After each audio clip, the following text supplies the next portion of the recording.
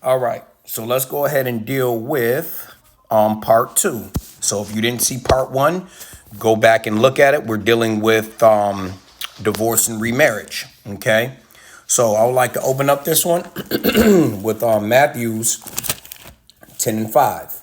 All right, Matthew's 10 and 5, and he said, "These 12 sent forth and commanded them, go not in the way of the Gentiles into any city of Samaria," meaning do not go into any other city or any other country. Enter ye not, but rather to the lost sheep of the house of Israel. Okay. So he commanded them not to teach anywhere else but the kingdom of Judah. Okay. Because this was typically given to those who were under the law, who knew the law. This did not apply to anybody else at that time. Okay. Which is why when Paul came, Paul covered a lot of things that Jesus did not cover. Okay.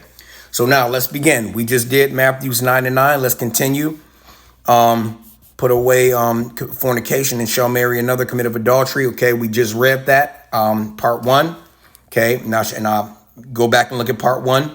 And whosoever marries her, which is put away, do commit adultery. The reason why is because if he put her away unlawfully, right, she was still bound to him. Okay, she was still bound to him. So by law, she was still bound to him if he put her away unlawfully. So therefore, if a man dealt with her, that would specifically be adultery. He would be fornicating in adultery because he's dealing with another man's wife. Okay. So again, this didn't apply to everybody at the time because it was unlawful to teach this anywhere else. Okay. This was only taught to them who were under the law. You understand?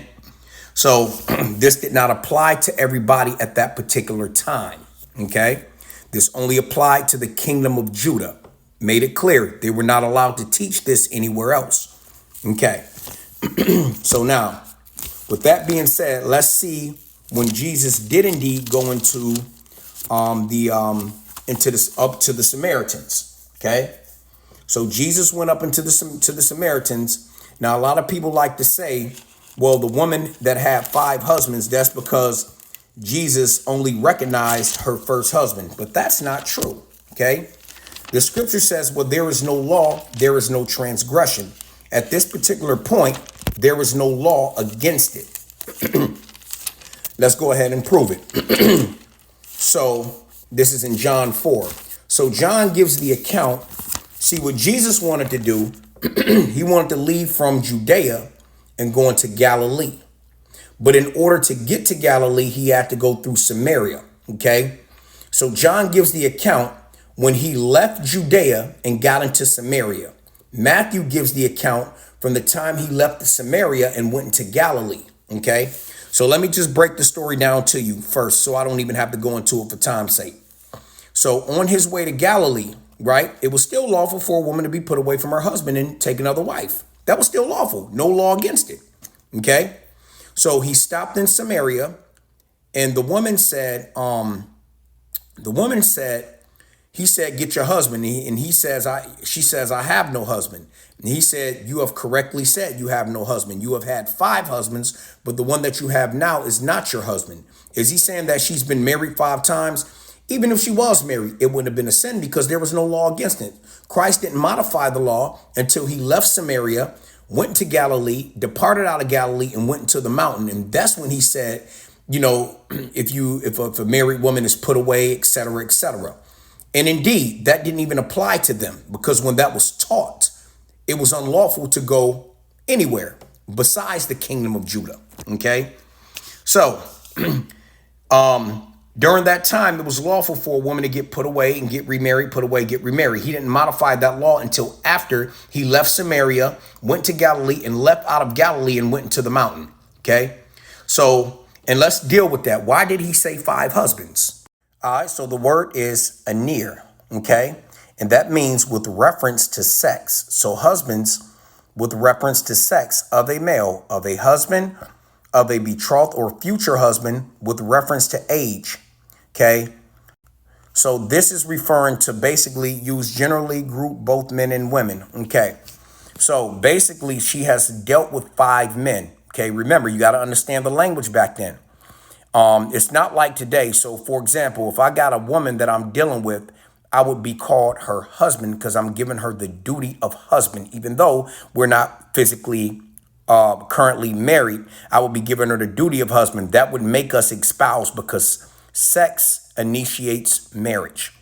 This is why I said in Exodus 16 and 22 or 22 and 16. Yeah, 22 and 16, it says, if a man entices a maid which is not betrothed and lie with her, he shall endow her to be his wife. That will make her his espoused wife once you dealt with her sexually. So basically, he's saying that you have dealt with 5 men, and the man that you have now is not your husband. You know what I'm saying? In other words, you are not married to this man either.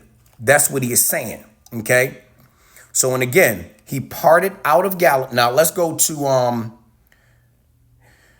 no need to go there. So when he departed out of Galilee, right? When he departed out of Samaria and went into Galilee, he departed out of Galilee and went into the mountains. And then he gave the law, if a woman is put away, etc., okay, that she commits adultery. So he told the Samaritan lady that prior, okay, to him saying that. So that couldn't have been said. And even if he met the Samaritan lady first and then went into Galilee, if he modified that law and then went into Samaria, it was only 2 days. You cannot go through 5 husbands in 2 days. Remember, it said that it was a 2-day journey. Let's just say a week, just to be on the safe side, right? Ain't no way you can go through 5 or 6 husbands in a week. Okay. So Geno Jennings and whoever is incorrect on that. So basically what he's saying is you have dealt with 5 men. Okay. And the man that you're dealing with now is not your husband.